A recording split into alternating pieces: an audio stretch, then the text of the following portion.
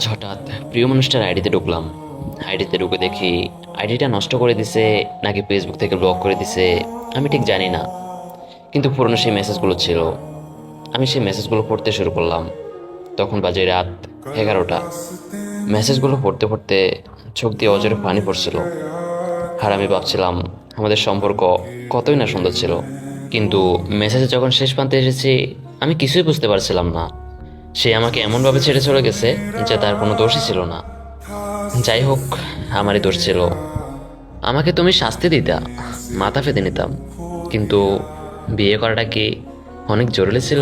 যদি তোমার কাছে আমার এই বয়সটি পৌঁছায় তাহলে শোনো, আমি তোমাকে কোনো কিছু নিয়ে দোষারোপ করছি না। আমি জানি কিছু ভুল আমার ছিল, সব সময় যে শুধু তুমি ভুল করছিলে এমনটা নয়। আমি এটাও জানি তোমার ভালোবাসাটাও সত্যি ছিল, কিন্তু ওই যে বলে না, যেটা উপরওয়ালা তৈরি করে, আমরা দুজন দুজনকে ভালো তো প্রচুর পারছিলাম, কিন্তু হয়তো দুজন দুজনের ভাগ্যে ছিলাম না। ঠিক আছে, কোনো ব্যাপার না, তুমি ভালো থেকো, আমিও চেষ্টা করছি। কাউকে লুকিয়ে ভালোবাসার মাঝেও অনেক শান্তি পাওয়া যায়, কিন্তু সম্পর্ক শুরু হওয়ার আগেই শেষ হয়ে যায়। তার বাস্তব প্রমাণ হচ্ছে আমি। তাকে অনেক ভালোবাসছিলাম, তাকে নিয়ে অনেক স্বপ্ন দেখছিলাম, তবু তাকে আমার করে পাইনি। আসলে যে আপন না তাকে ধরে রাখা যায় না। তারপরও তাকে অনেক ভালোবাসি। যে যাওয়ার সে চলে গেছে, আর কোনো আফসোস নাই।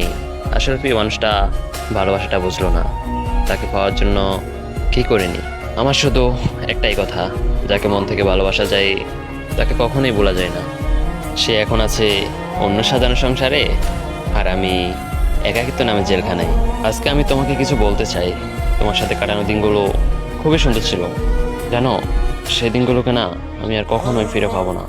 কখনো তোমার সাথে সেরকম সময় কাটাতে পারবো না, কিন্তু জানো, তোমার সাথে কাটানো সমস্ত স্মৃতিগুলোকে খুব মনে করি।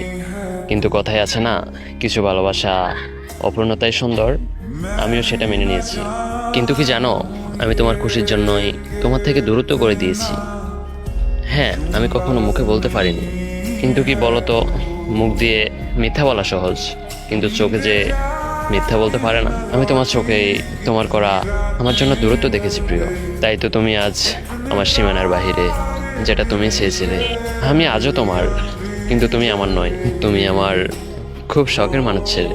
আচ্ছা, আমি যদি আত্মহত্যা করি তাহলে কি আমার আত্মা সব কিছু দেখতে পারবে, সব জায়গাতে যেতে পারবে, সব কথা শুনতে পারবে? তেমন কিছু না। আমি শুধু আমার প্রিয় মানুষটার মনের কথা জানার জন্য আত্মহত্যা করতে চাই। আত্মহত্যা করে ভূত হয়ে তাদের মনের কথা জানতে চাই। ঠিক আর কি করলে, কতটা ভালোবাসলে তাদের মনের কথা জানা যেত। আমার একবার আত্মহত্যা করা প্রয়োজন ছিল, বড্ড প্রয়োজন। তুমি আমার সুখের কারণ। তোমার সাথে কথা বললে আমার শান্তি লাগে। তোমার ছবি দেখলে আমার মুখে হাসি ফোটে। তোমার মুখে ভালোবাসি কথাটা শুনলে আমার তখন পৃথিবীর সবচেয়ে বেশি সুখী মানুষ মনে হয়। হ্যাঁ, তুমি আমার সে প্রিয় মানুষ, যার জন্য আমি হাসতে হাসতে মরতে পারি। তুমি কি জানো, তুমি আমার খুব শখের একটা মানুষ, যার জন্য আমি নিজের আমিটাকেও ত্যাগ করতে পারি। আর এই ফেলা তুমিটাকে বড্ড বেশি মনে পড়ে তোমার সাথে কাটানো প্রতিটি মুহূর্ত।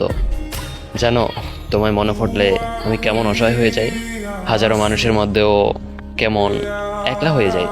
তুমি নেই, সেটা আমি আজও মেনে নিতে পারিনি। প্রতিটি মুহূর্ত তোমার রেখে যাওয়া স্মৃতিগুলো আমাকে জানিয়ে দেয় তুমি না থেকেও কোথায় যেন আছো। আচ্ছা, তোমার কি আমাকে একটুও মনে পড়ে না? মনে পড়ে না আমার সাথে কাটানো মুহূর্তগুলো? আমি বুঝতে পারি তোমার সব মনে পড়ে। মনে পড়াটা যে অনেক বেশি স্বাভাবিক। তোমার যখন ওইসব মনে পড়ে নিজেকে কি করে সামলাও একটু বলবো আমারে? মাঝে মাঝে নিজেকে বড্ড একা একা লাগে। মনে হয় এত মানুষের ভিড়ে দম বন্ধ হয়ে আসছে, কিছুই ভালো লাগে না। মনে হয় সব যেন শূন্য আর মিথ্যা মায়া। যখন মন খারাপ হয় খুঁজতে থাকি সেই কারণগুলো, কিন্তু পাই না। মন খারাপের রাত অনেক দীর্ঘ হয়, শেষ হতে চায় না। তবে এই খারাপ লাগার সময়ে যে মানুষটা পাশে থাকে, সঙ্গ দেয়, তাকে পৃথিবীর সব থেকে আলাদা মানুষ বলে মনে হয়। জীবন চলার পথে অনেক মানুষের সাথে পরিচয় হয়েছে, কিন্তু এমন কাউকে পাইনি যে আমার খারাপ লাগার সময়ে পাশে থাকবে, সঙ্গ দেবে। আসলে দিন শেষে সবাই একা, কেউ কারণ। কিছুটা মায়া, আর বাকিটা অভিনয়। মানুষ যখন একবার কাউকে মন থেকে ভালোবেসে ফেলে, তখন তার পক্ষে তাকে পুরোপুরি বলে যাওয়া কখনোই সম্ভব হয় না। হয়তো কয়েক মাস বা কয়েক বছর, নয়তো কয়েক যোগ, তারপর হট করে তাকে আবারও মনে পড়বে। হয়তো তখন সে আবার অপেক্ষা নিয়ে বলবে, আমি এখনো একটা মানুষকে অসম্ভব ভালোবাসি। বোন, তোমাদেরকে বলতেছি, একজনের সাথে স্বপ্ন দেখে আরেকজনকে অপশন হিসাবে রেখো না। যার সাথে স্বপ্ন দেখতেছ তার কেরিয়ারের জন্য সাপোর্ট করো। সে যদি সফল হয় তার পিছনে আপনার অবদান থাকবে। আজকে তাকে সাপোর্ট করবেন, 2 বছর পর তার কেরিয়ারটা আপনারই। আর যদি সে সফল হওয়ার পর আপনাকে চিনতে না পারে, তাহলে আপনার শান্তি। কারণ নিজের সৎ থেকে ঠকে গেলেও শান্তি লাগে। এটা আমার ব্যক্তিগত অভিজ্ঞতা থেকে বলতেছি আপনাদেরকে। ভুল হলে প্লিজ ক্ষমার দৃষ্টিতে দেখবেন।